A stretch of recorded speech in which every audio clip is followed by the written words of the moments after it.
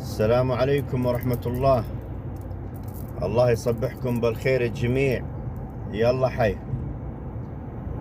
طالع من العمل بقضي لي مشوار، وحبيت اني كالعادة اسولف معاكم واسولف عليكم. الله يحييكم، مرحبا وسهلا، حيا الله الحوات الغانمة. في كتاب أنساب الأشراف لأحمد فتح البرابري يذكر موقف عن حلم معاوية بن أبي سفيان رضي الله عنه وأرضاه. يقول إنه يوم من الأيام في نادي من أندية قريش، يقول جلس القوم يتكلمون عن الحلم، وذكروا معاوية، وقام واحد ملقوف فقال انه معاوية وتكلمون بالحلم، ترى معاوية ما لحد الان ما غضب، هذا كلام. قالوا له طيب شلون نغضبه؟ قال اذكروا امه، اذا ذكرت امه معروف انه يغضب. قام واحد اسمه مالك ابن اسماء المنى، شخص قال هاي والله عندي، لا بالله أنا اللي والله بوجهه. قالوا له على أنه يجعلوا له جعلة، يعني يعطونه مكافأة.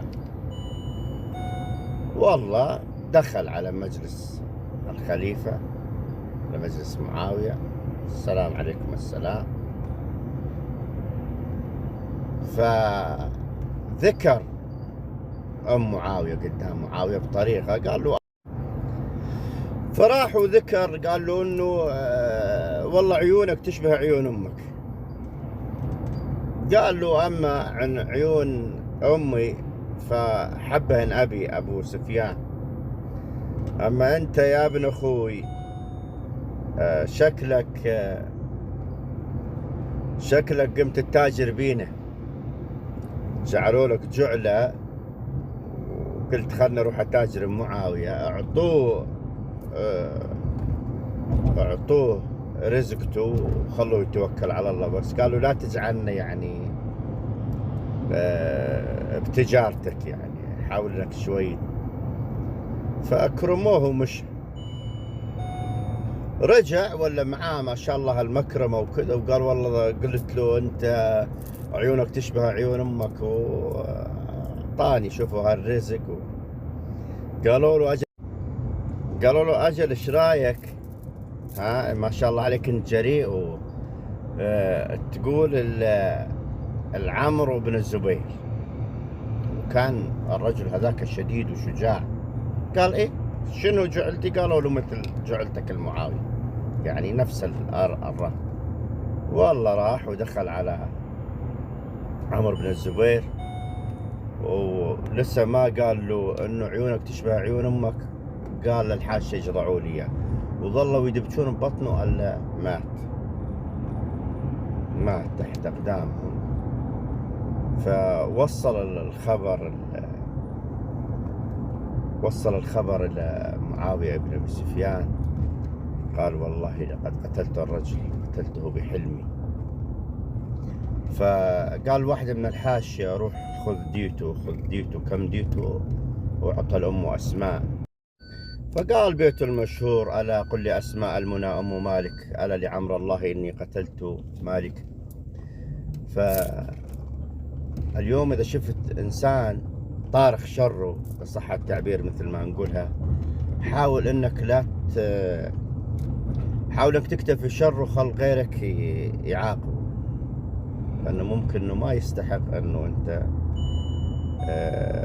يعني تنظر بسبة حماقته قدر الإمكان، لأنه المكر السيء طبعا لا شك أنه يحيط بأهله.